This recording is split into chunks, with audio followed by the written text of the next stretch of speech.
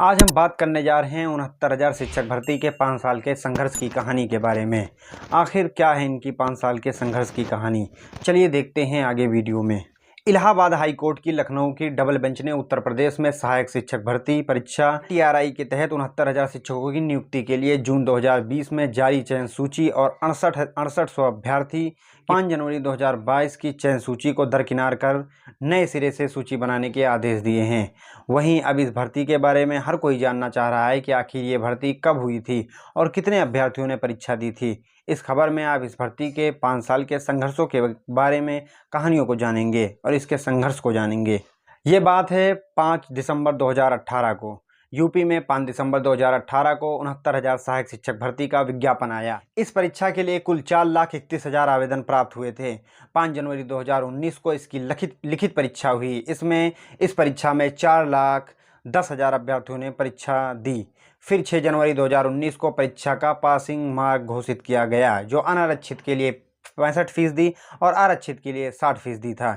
इसके बाद 1 जून 2020 को रिजल्ट, जिसमें करीब 1,47,000 अभ्यर्थी पास हुए थे, जिसमें करीब 1,10,000 आरक्षित वर्ग के अभ्यर्थी पास हुए थे। इस भर्ती में अनारक्षित वर्ग का कट ऑफ 67.11 रखा गया था और ओबीसी का कट ऑफ 67.73 रखा था।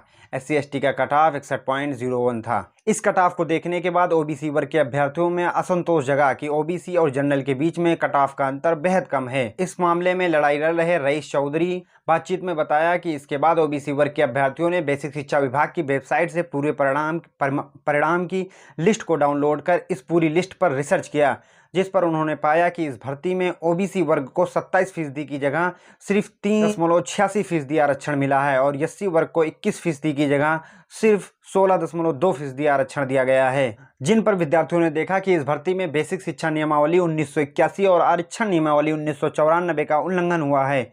इन दोनों नियमावली के अनुसार अगर आरक्षित वर्ग का अभ्यर्थी अनारक्षित वर्ग के अभ्यर्थियों के बराबर अंक प्राप्त करता है तो वह आरक्षित वर्ग की सीट को खाली करेगा और वह अनारक्षित वर्ग की सीट पर चयन पाएगा। अभ्यर्थियों के मुताबिक इस नियमावली का पालन नहीं किया गया।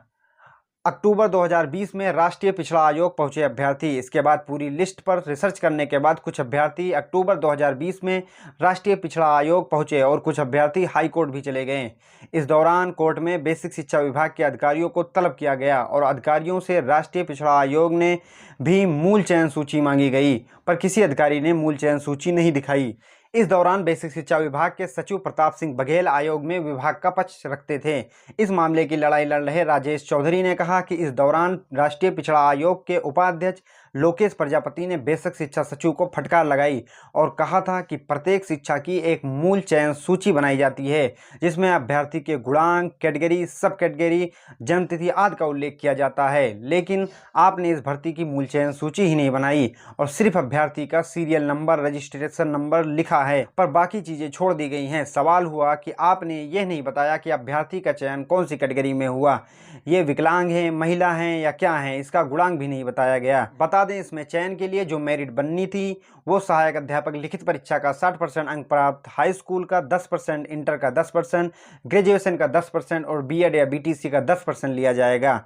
मेरिट बनाते समय इसी के आधार पर मेरिट बनाने के बाद ऊपर से नीचे तक मेरिट बननी थी, पर इसमें लिस्ट बनाते समय इस आधार को नहीं दर्शाया कि कैसी सूची बनी है। इस मामले की लड़ाई लड़ रहे अभ्यर्थी राजेश चौधरी ने बताया कि 29 अप्रैल 2021 को राष्ट्रीय पिछड़ा वर्ग आयोग ने आरक्षण घोटाले की रिपोर्ट जारी की, जिसमें यह कहा कि इन भर्ती में आरक्षण का घोटाला हुआ है और ओबीसी वर्ग को 27% की जगह 3.86% और SC/ST को 21% की जगह 16.2% आरक्षण दिया गया है।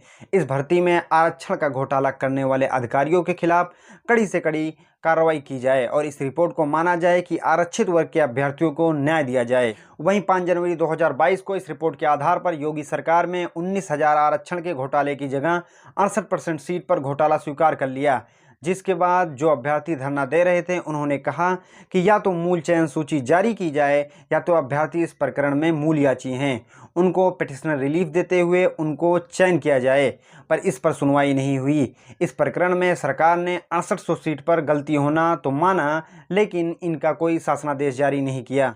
प्रतीक त्रिवेदी नाम के व्यक्ति ने इस प्रकरण में हाई कोर्ट में याचिका डाली और इसका शासनादेश मांगा। इसके बाद जब शासनादेश आया तो ओबीसी एससी का शासनादेश नहीं था, बल्कि महिलाओं और दिव्यांगों का शासनादेश जारी हुआ। इसके बाद अभ्यर्थी लड़ाई लड़ते रहे। फिर आता है 13 मार्च 2023 को इलाहाबाद हाईकोर्ट की लखनऊ बेंच के जस्टिस ओपी शुक्ला ने फैसला सुनाया कि 6800 की लिस्ट रद्द की जाती है।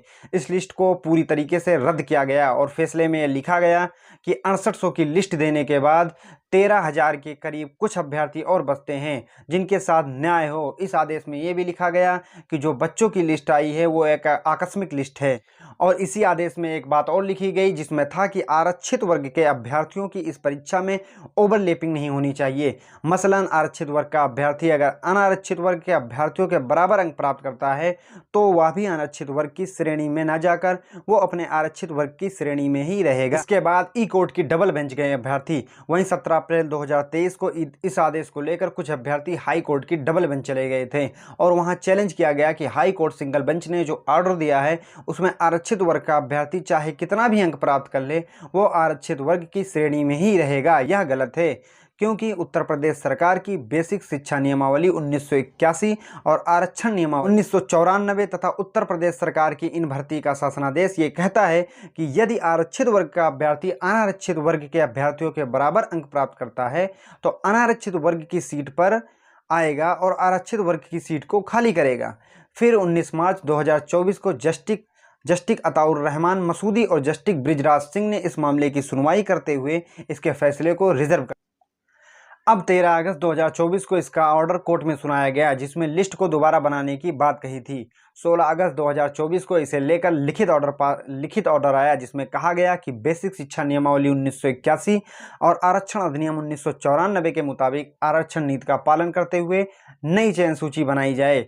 वहीं जो अध्यापक इस कार्रवाई से प्रभावित होंगे उन्हें सत्र लाभ दिया जाएगा।